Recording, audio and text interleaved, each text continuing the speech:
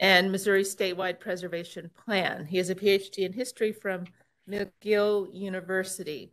And Thank you. On that note, turn it over to Andrew. Thank you. So I will be giving you two presentations today, one about two programs that our office runs. One is our Certified Local Government Program, which you're going to hear now, and then after the break, you will hear about our grants. So stick around for that. Riley already mentioned that certified local governments exist. I'll tell you a little bit more about them. Before I get that, though, how many of you live in a certified local government or think you live in a certified local government? Okay, which one? Springfield. In Springfield, okay, good. There are several around here. I will talk about that, about what they are. Some of you may live in one already and not know it. What is a certified local government? This is a program that is run by the National Park Service, which we administer in Missouri. So I will let them describe it for you. CLGs are municipalities and counties that have demonstrated through a certification process a commitment to local preservation and saving the past for future generations. All CLGs have a couple of things in common.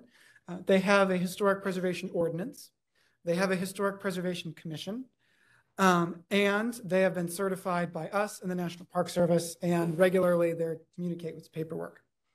I will get a little bit more into what that means. Beyond that, though, our CLGs are a very wide range of what they look like and what they do. So this is a national program that is run by the Park Service. We have about 2,100 certified local governments nationwide. You can get a sense of the borders of the U.S. just by looking at the slide there. Missouri, does anyone want to guess how many, so Missouri ranks 12th in the number of CLGs, which is above our rank in population, which is 18th. So we punch above our weight in this area. We have 64 CLGs. You can see the map where they're located there. Does anyone want to guess which state has the most? And how many? I hear Texas. Massachusetts, yeah. New England does love their history.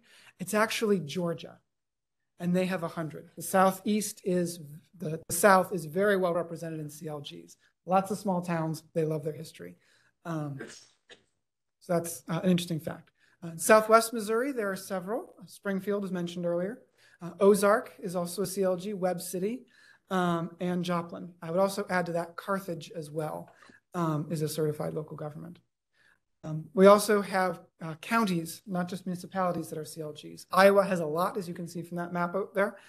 We only have one. Anyone care to guess which county is a CLG? Sorry, I heard St. Louis. Saline. Riley mentioned it. You can see from the previous slide, there it is outlined in the center of the state. Our CLG program began in 1985. That's when Congress authorized this back in the 80s. In 1985, the National Park Service put forth new requirements that gave CLGs preferential treatment for grant money. I'll talk about those later. But that really kickstarted, once you add money to it, that kickstarts a program pretty fast. And so by the end of the following year, 1986, we had 7 CLGs. You can see that list there. Our former director was very good at recognizing anniversaries, so she always presented awards at the anniversary of CLG's certification. The requirements, I will walk through what it means to be a CLG. There are 4 requirements. I gave a broad spectrum earlier. I will walk through them bit by bit. Then afterwards, I'll talk about some of the great things our CLGs are doing. You'll notice they overlap a lot with what Riley just said. And that is because the Certified Local Government Program provides a framework, an institutionalized framework for doing the type of work that Riley was talking about, for advancing preservation and ensuring that things are preserved. First requirement is that a local government shall enforce appropriate state or local legislation for the designation and protection of historic properties. Many of our CLGs have National Register nominations. Some of them have active survey programs to find more things to nominate and to protect those. I went back instead of forward. I'm sorry. The common way that most CLGs fulfill this goal is through a historic preservation ordinance. that writes into the city code those federal and state laws so that they're enforceable on a local level. We as bureaucrats in Jefferson City or the National Park Service in DC can't really have limited tools to what we can do to preserve buildings in small towns. We often don't know what's going on in these small towns or in places throughout the state. At the city level, you know what's happening in your community. So this gives you the tools to preserve that heritage. We do review those ordinances in order to make sure, and changes to those ordinances to make sure that they are in compliance with federal requirements. That is part of our task at SHPO.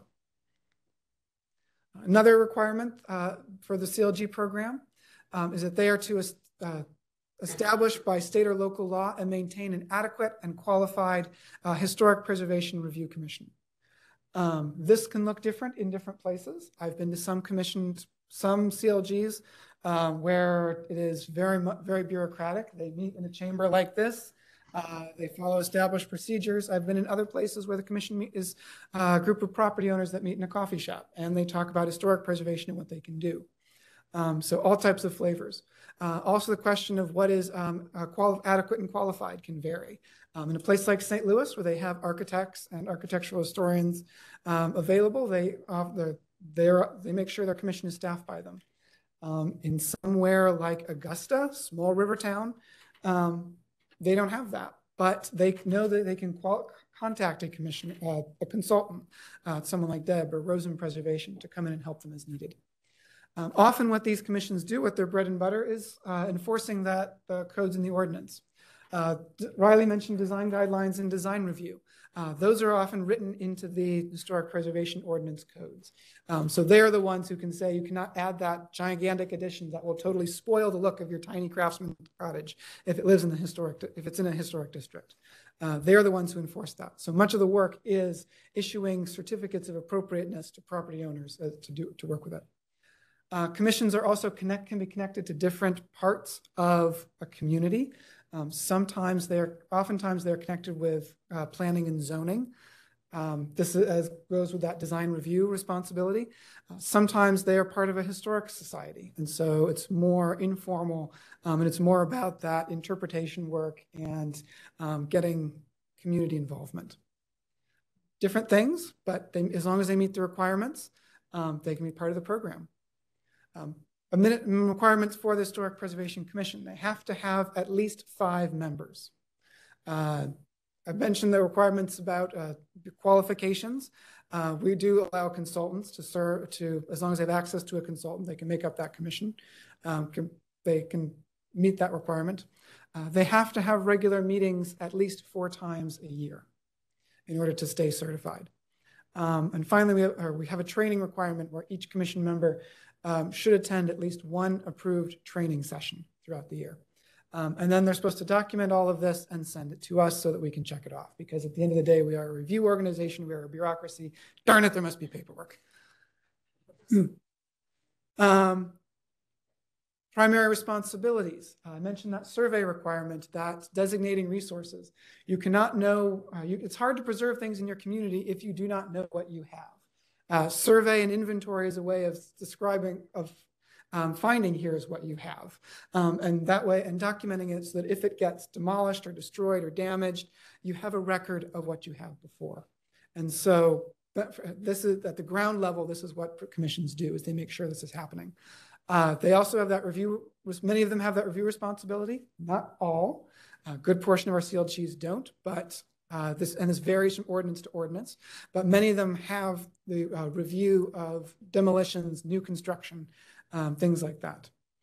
One responsibility that the Park Service puts on them is that they have the authority to review all National Register nominations. So the Park Service requires that as part of the process, the Preservation Commission has a chance to comment, and they take that responsibility seriously. I mentioned that our CLGs look very different. Kansas City is a CLG, huge city. Their commission is often a certificate of appropriateness mill. They spend a lot of time on those COAs. Chillicothe is very different. It's a much smaller town. They have a lot more outreach that goes on. and they both fit the program. And they're both very active and do a lot of good work. CLG requirement number 3, a local government shall maintain a system for survey and inventory of historic properties. I've already talked about this. So I'm not going to spend much time on it, but it is a requirement. And then number 4, it shall provide for adequate public participation in the local preservation program. They don't want, the National Park Service does not want the CLG, public speaking. This National Park Service does not want a bunch of city administrators in a conference room to be deciding what happens for historic preservation in a community. They want the public to be involved. They want you to be involved. And so they make that a requirement, and hence the commission and its open meetings. Why should you become a CLG? Riley mentioned a lot of the reasons already that go along with it. Enhanced grant money, technical assistance, more direct participation in the National Register program. These are some of it opens you up to a wider web of resources and a larger connection of communities. It is a time-tested framework for doing it, these things. One of those, I'll pause for a moment to talk about one support system that exists for certified local governments. There is a National Alliance of Preservation Commissioners. So for people who serve on those commissions, there is a group that exists by and for them. They have training where they can come here or come to your community. They also do a conference every other year, an in-person conference. This is that year, and it is in Florida next month. So if you are interested in attending that conference, if you are a commissioner or somebody who works with commissioners, this is a training opportunity. I went 2 years ago. It was in Cincinnati, not as nice, but lots of beautiful Art Deco architecture, which I understand they also have in Palm Beach. It was fantastic. They have a short course that gives you the basics of historic preservation over the course of a day, and then you get a sense of what other CLGs are doing throughout the country. It is great. Some of the community-derived benefits. I am not going to walk through these. I will say, see what Riley said, because a lot of that stuff, again, is at an institutionalized level about identifying distinctive, fostering civic pride, maintaining property values, things like that. Instead, I'm going to talk to you about some of the neat things that our CLGs are doing throughout the state, some of the really cool stuff that's happening. Again, Riley gave you one list that from her perspective, that she sees as the director of Missouri Preservation. We have a perspective as well from the CLG program. We have that sort of control tower that can look across the state and see what's going on. Butler, for example, has been doing a series of murals about their community's heritage. This gets the community involved. This helps to preserve interpret their community and to preserve its memory. This is one about trains. The city of Jackson, the other side of the state, they partnered with Missouri Main Street. Missouri Main Street does quarterly trainings, quarterly workshops for their communities. They wanted to do one on historic preservation. So they partnered with Main Street. They got a grant from us to do one of these workshops. They also brought in the that NAPC, one of their training groups that can come in that's called CAMP. They brought them in to do the training for it. So it was an easy lift for them because somebody else could do the trainings. They had a group that already had an organization, that already had a workshop framework.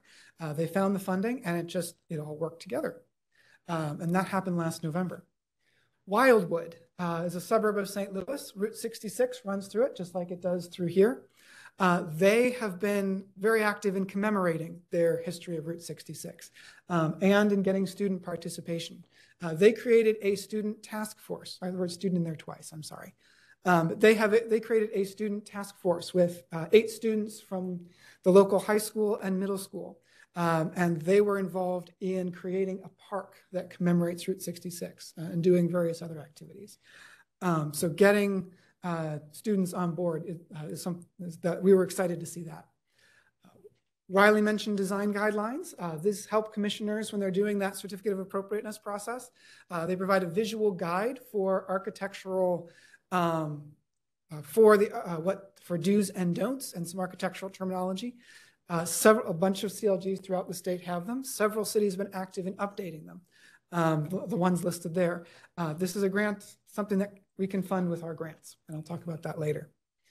Architectural surveys as well. Several CLGs are in the process of, or have either completed or in the process of doing surveys of their communities to find out what is there and what can be listed on the National Register. This is the first step in the National Register process, as my colleagues will talk about later.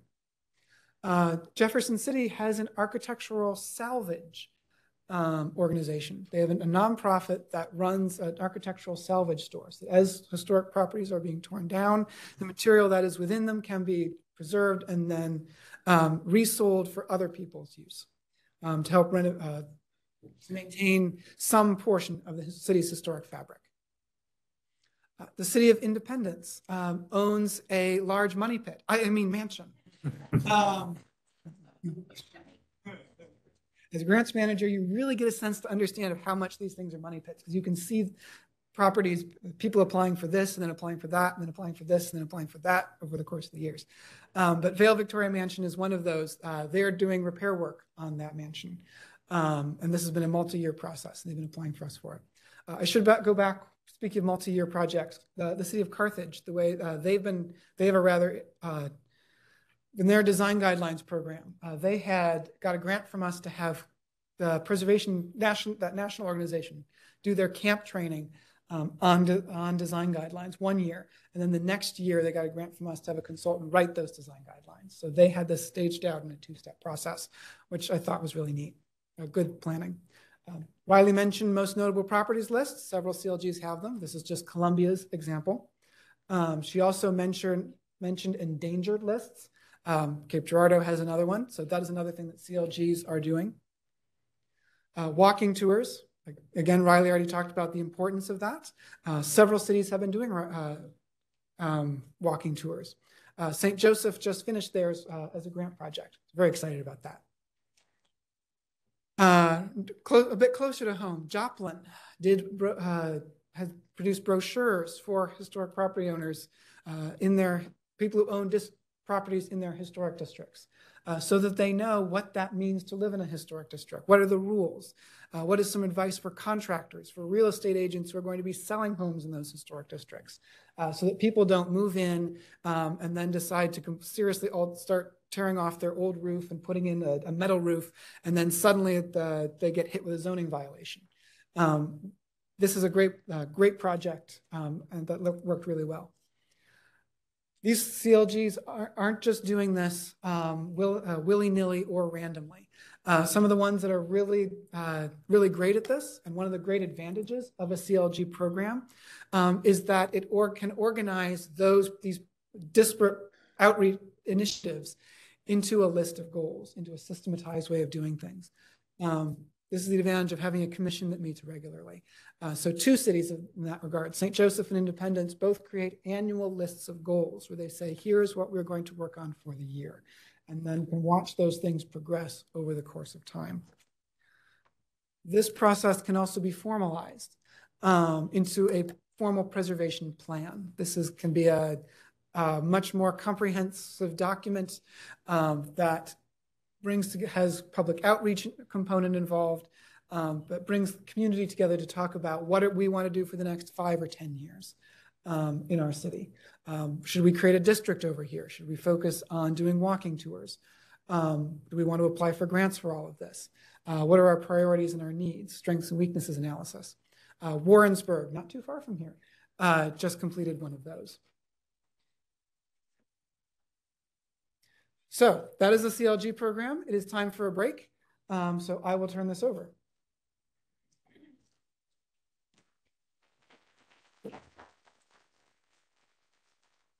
This has been great. I forgot to mention a couple of housekeeping things just before we do take a break. Megan, give us a wave from behind the computer.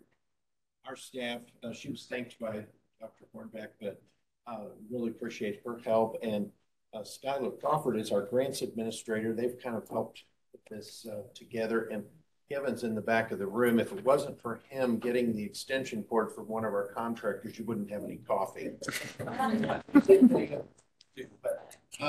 I want to thank my colleagues on the commission who helped us kind of work on this. They both are in other events today, but really appreciate them, and of course our auditor's office for helping with the recording. This is where we have our weekly huddle meeting with employees, and we record all of this each week. So these programs are being recorded, and we'll make those available so that you can refer back, or if you know of someone who is not here and you want to have that supplied to them, or a developer, we can certainly do that. And I know we had a few folks walk in. Just again, ladies' room at the end of the hall, men's room around the corner. Enjoy some coffee. Thanks. All right, and we'll start again at 10:45 with our next session. 11 minutes.